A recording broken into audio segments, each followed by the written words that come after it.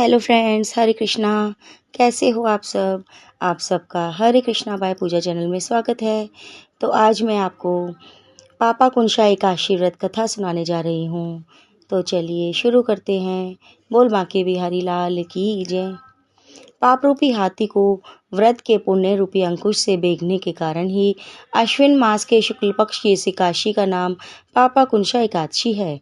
इस दिन पद्मनाभ भगवान विष्णु की भक्ति भाव से पूजा करके ब्राह्मणों को उत्तम दान एवं दक्षिणा देनी चाहिए। जनहितकारी निर्माणों कार्यों और मंदिरों, धर्मशालाएं, तालाब, प्याऊ, कुएं, बाग आदि बनवाने के कार्य प्रारंभ करने के लिए पापा कुंशा एकादशी एक उत्तम मुहूर्त है।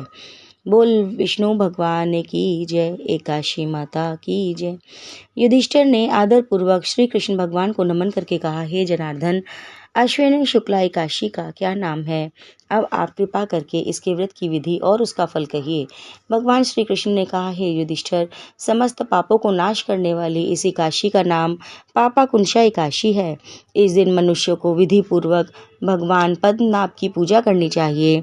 यह एकादशी मनुष्य को मनोवांछित फल देकर स्वर्ग प्राप्त कराने वाली है। मनुष्य को बहुत दिनों तक कठोर तपस्या करने से जो फल मिलता है, वह फल भगवान गरुड़ ध्वज को नमस्कार करने से प्राप्त हो जाता है। जो मनुष्य अज्ञानतावश अनेक पाप करते हैं परंतु नित्य हरि को नमस्कार करते हैं, वे नरक में नहीं जाते। विष्णु के नाम के कीर्तन मात्र से संसार के सब तीर्थों के पुण्य का फल मिल जाता है। जो मनुष्य भक्त वत्सल भगवान विष्णु की शरण में जाते हैं, उनको कभी भी यम यातना नहीं भोगनी पड़ती। जो मनुष्य वैष्णव होकर शिव की और शिव होकर विष्णु की निंदा करते हैं, वे अवश्य ही नरकवासी होते हैं। सहस्त्रों वाजपेयी और अश्वमेघ यज्ञों से जो फल प्राप्त होता है, वह एकादशी के व्रत के 16वें भाग के बराबर भी नहीं होता। संसार में एकादशी व्रत के बराबर कोई पुण्य नहीं, परंतु इस पापा कुंशा एकादशी के समान पवित्र तो तीनों ही लोकों में कुछ भी नहीं है। जब तक मनुष्य पद्मनाभ की एकादशी का व्रत नहीं करते, तब तक ही उनकी देह में पाप वास कर सकते हैं। ये एकादशी स्वर्ग, मोक्ष, आरोग्यता, सुंदर स्त्री, अन्न और धन देने वाली है। इस एकादशी व्रत के बराबर गंगा, गया, काशी, कुरुक्षेत्र और पुष्कर भी पुण्यवान नहीं है। इस एकादशी का व्रत और जागरण करने से मनुष्य विष्णु पद को प्राप्त होता है। हे राजेंद्र, इस व्रत के करने से वाले इस पीढ़ी मात्र पक्ष की और 10 पीढ़ी पितृ पक्ष की, 10 पीढ़ी मित्र पक्ष की उद्धार कर देते हैं।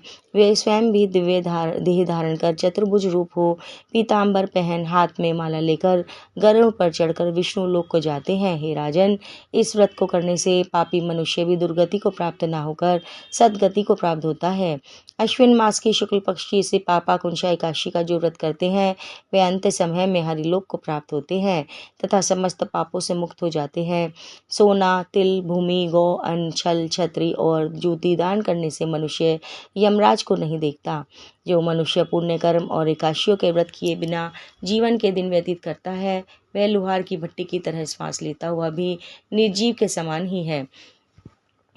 निर्धन मनुष्यों को भी अपनी शक्ति के अनुसार दान करना चाहिए तथा धन वालों को सरोवर, बाग, धर्मशालाएं, गौ सदन, मकान आदि बनवाकर दान करने चाहिए।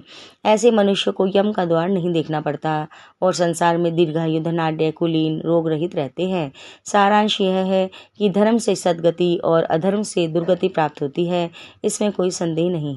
हे राजन, जो आपने मुझसे पूछा वह सब मैंने आपको सुनाया। अब और क्या सुनने की इच्छा है सो आप मुझे बतलाइए। बोल एकादशी माता की जय। दोस्तों, अगर आपको वीडियो अच्छा लगा हो तो इसे लाइक, शेयर और सब्सक्राइब करना ना भूलें। जल्द मिलेंगे नई वीडियो के साथ। हरे कृष्णा।